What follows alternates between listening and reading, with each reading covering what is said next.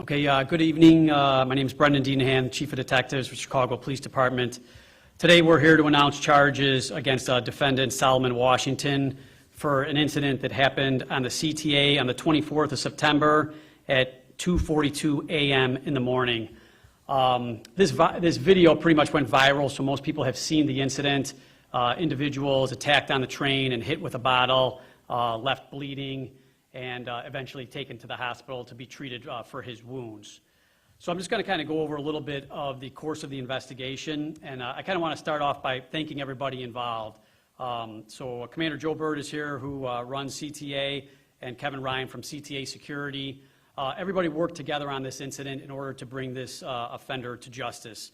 CTA Security does a remarkable job working with our officers and detectives. They constantly comb through video that helps us put out seeking to identify bulletins and other videos, which then we release to the public, and we're able to get people identified. So without CTA Security, it's difficult for us to go through all this video and identify all these offenders. So I definitely want to thank CTA and the officers and detectives who are constantly working these cases and arresting these individuals. And lastly, I want to thank the police department. Glenwood was also very familiar with this subject, and they're the ones who actually effected the arrest. So thank you to Glenwood for identifying this defendant as well, and then eventually placing him into custody so he could be charged by the detectives. So as I mentioned, on the 24th of September at 02:42 a.m., the victim was riding the train, at which point you see two offenders approach him, and they eventually strike him in the head with that bottle and remove money from that person. He's transferred to the hospital in order to be treated. That person is an unhoused victim, and it was very difficult for the detectives and officers to eventually get a hold of that victim, which is one of the reasons there was a slight delay in actually arresting this person and charging them. But the officers and detectives did do a great job. What they noticed is the very following day, about 24 hours later, on Sunday at 01:30 hours in the morning at the exact same 95th Street Red Line stop, this same offender committed another robbery very similar to this incident, where there's an individual sleeping on the train, and he went through that individual's pockets and robbed that individual as well. So after these detectives put the investigation together, and like I said, they put out the seeking to identify bulletin, we had multiple individuals call to identify the offender, including Glenwood Police Department, and we were able to effect an arrest on Wednesday, the 28th of September. And I truly want to thank the State's Attorney's Office for working with us on these two robbery cases. I'm not going to go into all the details, but it was not simple in order to secure charges on these cases due to many different factors. But the State's Attorney's Office really worked with us. We got them all the information necessary, and we were able to charge this individual with both of these robberies. So he's charged with 2 different counts of robbery and aggravated battery with a dangerous weapon for the bottle. So overall, I just want to thank everybody involved, and we definitely were able to remove this dangerous offender from the CTA. Are there any questions? Yeah, what were the factors that made it difficult to charge this person? Yeah, like I said, I don't want to go too deep in the details, but it makes it very difficult to actually find the victim who was struck with the bottle because he's unhoused.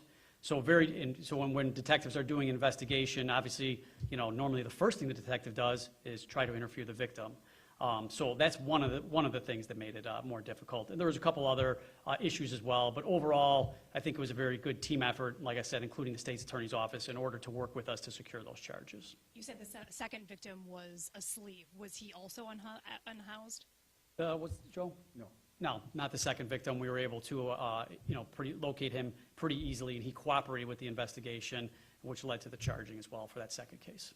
Gotcha. And I also have a question about the police pursuit that ended yesterday at 31st and Kedzie with 4 offenders being brought into custody.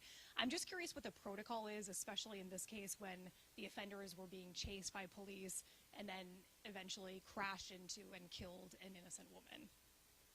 So I'm sorry, what's your question? So what is the protocol following that? Like, are the officers being investigated or reviewed? So COPA is doing an independent investigation on the actual accident, and then those offenders are in custody for being in that hijacked car, and they're being looked at for some other investigations as well. And that's part of the reason, and I won't go into great detail, but it's part of the reason that the officers were following these individuals in the first place. These defendants could possibly be involved in several other incidents. But COPA has that part of the investigation for that part of the protocol.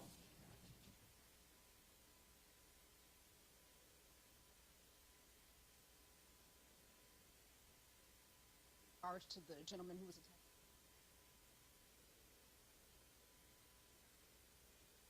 No, so I'm sorry, yeah, because I know you came in a little bit late. So the individual that's arrested is charged with 2 separate incidents. He obviously committed this act against the individual with the wine bottle, and then about 24 hours later, he robbed the second individual at the 95th Street Station as well. So the defendant in custody is charged with 2 separate robberies that occurred in about 48 hours. In the first incident, we're still seeking to identify the other offender that worked with this offender in that robbery and bring that offender to justice as well. So if any, normally we get a lot of help with when we push it out through the press. So if anybody can identify that second offender, then go to cpdtip.com or call CTA Security or call the Area 1 Detective Division, and we will be able to assist us with that identification. Yeah, it's Solomon Washington, 30 years old. Solomon is Solomon. Washington is common spelling.